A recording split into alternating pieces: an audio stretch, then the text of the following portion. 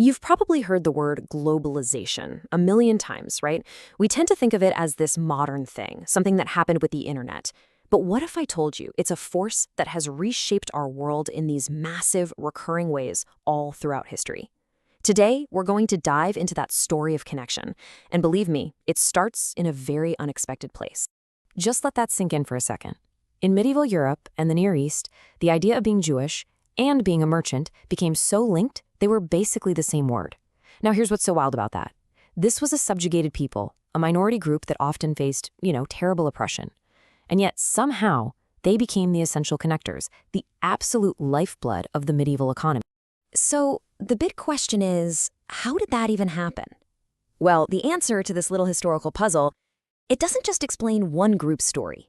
It actually unlocks a much, much larger story about the deep forces that have been connecting our world for centuries and the powerful empires that make it all possible.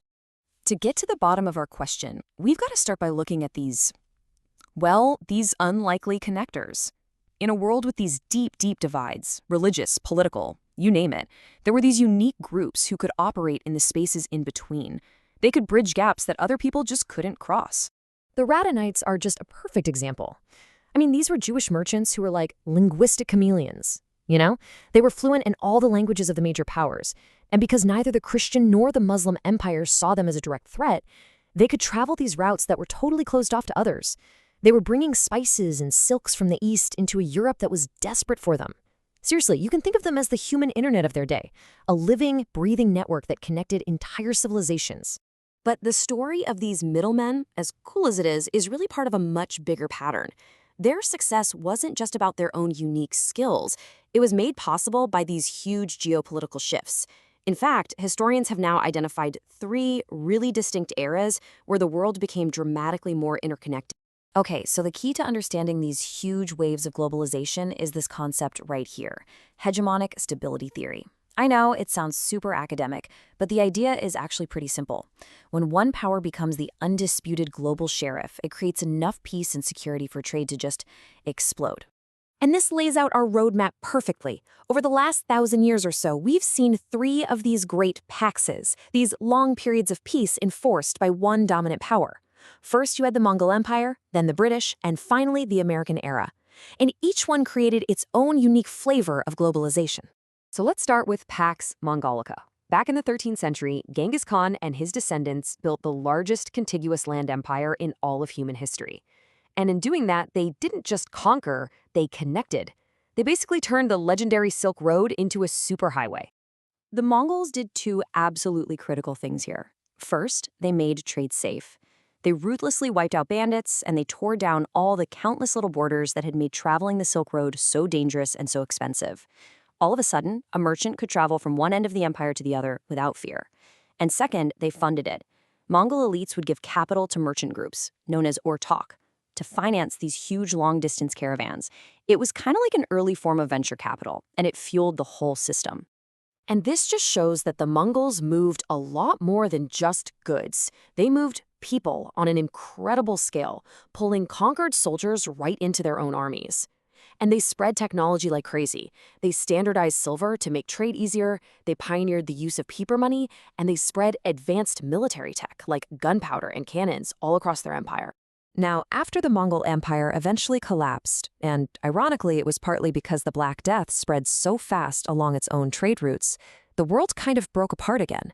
So the next great wave of connection wouldn't come by land. No, this time it was going to come by sea, under the flag of the British Empire. Pax Britannica was also defined by a huge movement of people, but it had this deeply, deeply dark side.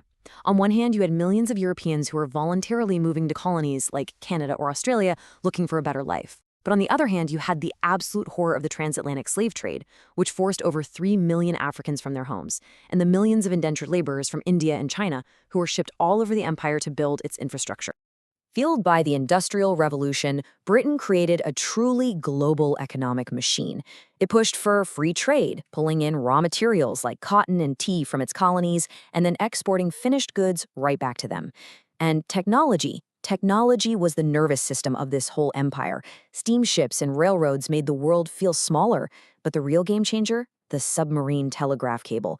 All of a sudden, an investor in London could get stock prices from New York almost instantly. It was incredible. Okay, so fast forward through two devastating world wars that completely shattered the British system, and the United States emerges as the new top dog. But this era of globalization, Pax Americana, it was going to be different. It was built less on direct colonial rule and way more on international institutions, amazing new technologies, and this complex web of global finance. It's amazing, isn't it? Sometimes the biggest revolutions come from the simplest ideas.